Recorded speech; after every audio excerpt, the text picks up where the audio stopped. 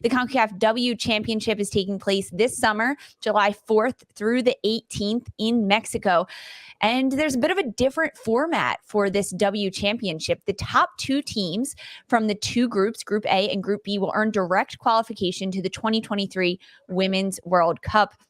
So 8 teams broken into 2 different groups, USA and Canada leading each group. In Group A, it's the United States with Mexico, Jamaica, and Haiti.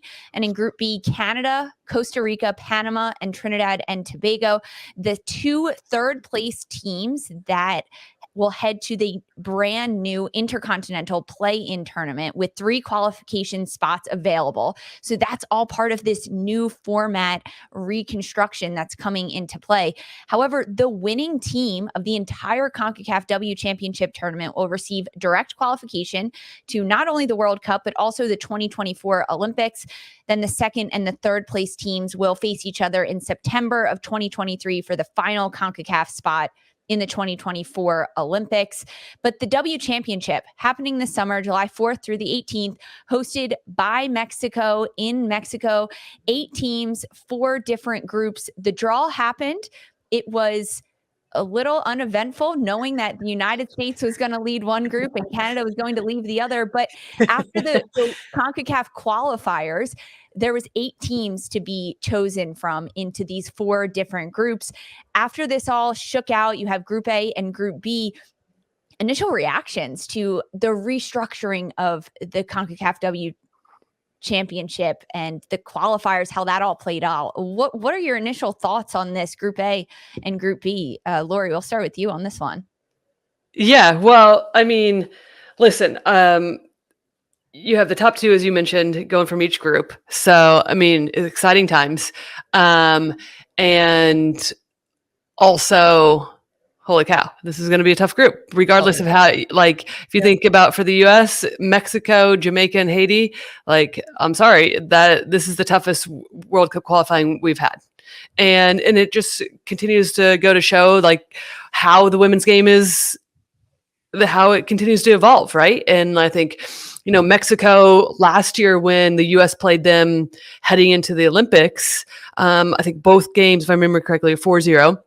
However, that's not how that went, right? Like, there were moments when, and like, I liken Mexico in some ways to like a Barcelona, the way that they can move the ball, the way that the confidence they have. I mean, all these players are playing consistently now, right? So gone are the days where these teams also are like showing up, which was like the best thing for the US, which was the fear tactic, right? Exactly. Knowing that, we're the number 1 team in the world, and you had players consistently playing professionally. If not, we were in some sort of residency together. It was a team that was training together. Gone are those days. And then that's why this dialogue to me is so interesting. And we keep talking about the performance of the national team and do you mix in the veterans? Because the mentality and the understanding of what it's going to take to get through the grind of some of these games is going to be just as important as the performance, because the gamesmanship is going to be needed. The understanding if a team's going to sit back, if they're not, how do you adjust? Do they do both in each game? The discipline mentally to just like continue like to stay calm, which is not what we witnessed at the Olympics for a myriad of reasons, right? Like, and like, so it's going to be interesting. And it also makes it exciting because I feel like that's what we're going to see in the World Cup and need to be ready. Exactly. So, exactly. I think the expanded formats of things are just going to be, we're just going to see added benefits to the fact that there's just sort of the restructuring of, CONCACAF W qualifying broken down to how it's been broken down to for this cycle. And then obviously for the future, it's just a different level of competition, I think, that we've seen from qualifiers in the past, when you just sort of had, certain regions specifically kind of going head to head on their own, but then to sort of have this more expanded qualifier format where you had 30 teams over 6 groups going head to head, competing for 6 spots for this championship World Cup qualifier in the summer, I think is a really good really good buildup. And when we're talking about this draw specifically, there's only 2 groups, right? So it's hard to, for some people to be like, is there even a group? Does that type of concept even exist? A group of death when you're talking about 8 teams and 2 groups? Yeah, and we're over here like, yeah, man, it does. There is one, and it's Group A with U.S. and Mexico and Jamaica and Haiti. I think when we're looking at a type of big 3, right now that we're for this CONCACAF team, it can't be overstated that you've got, the number 1 ranked team in the world, the 2019 World Cup champions in this group. You've got the, what is going to be the tournament hosts in Mexico alongside them in this group. And this is a Mexican team that just looks incredibly different than when they went through their qualifying campaign for the 2019 World Cup, a campaign that ended in extreme disappointment, embarrassment with a failure to qualify. They were gutted and devastated.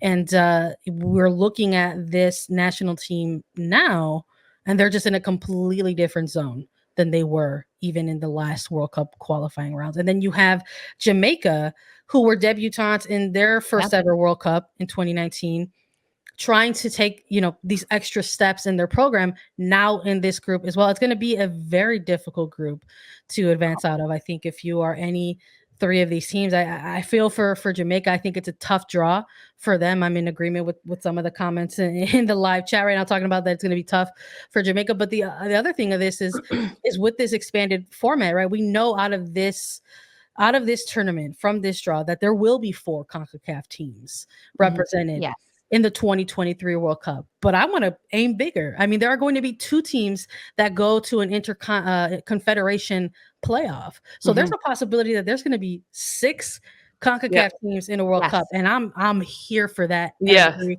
day, like 24/7, 365, CONCACAF supremacy. Let's go. Yeah, seriously. I love that shout.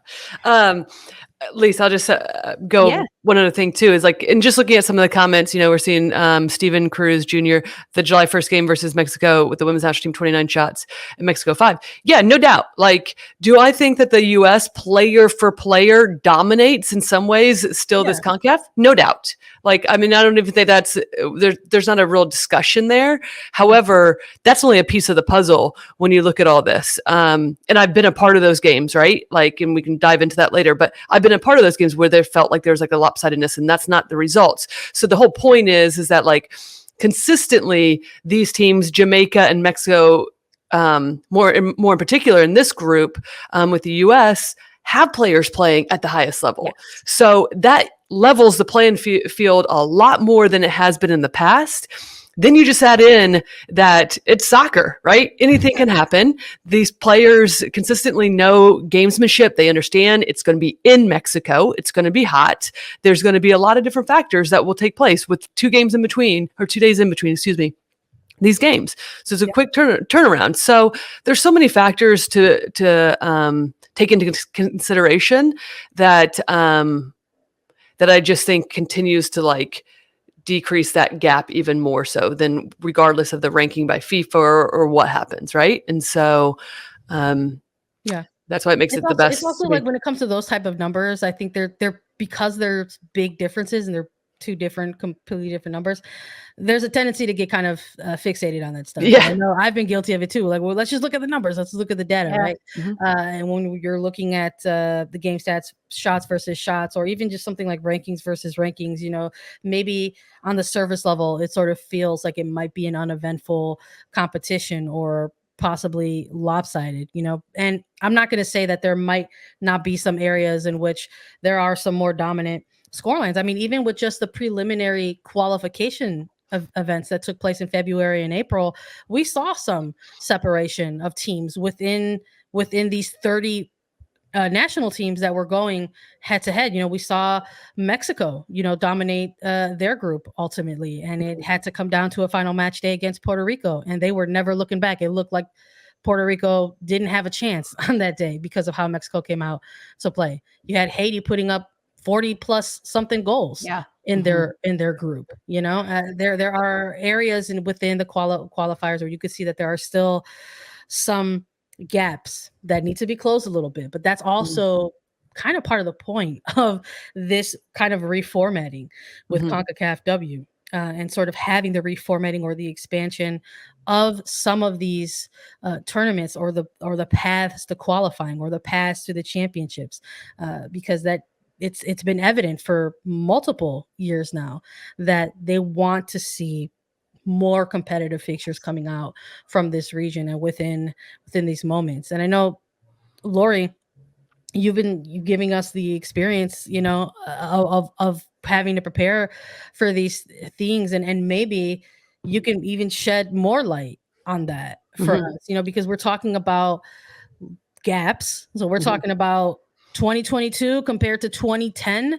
That's a long gap, and we want to, I think we're in a place in time now where we want to see less of that. We want to see less of those wide gaps. Like, instead of looking back at the history of CONCACAF rivalries when it comes to the women's side of the game, I think we want to see less time between that. We don't want to see programs, not being funded or not being given the resources and the tools to compete so long apart. It's unfortunate that we're getting hyped about a qualifier like this in terms of the possible competitive level that we'll see, 10, 12 years later down the line from the last time there was some head-to-head between US and Mexico. Yeah. There's so many varying factors that come into this. All of the points that Lori, you pointed out, and playing in Mexico. Got to give a shout out to Lucy in our chat. Do you want to be a producer? You're dropping in some FIFA rankings here. Mexico 27th, Jamaica 51, Haiti 61. I love it, Lucy.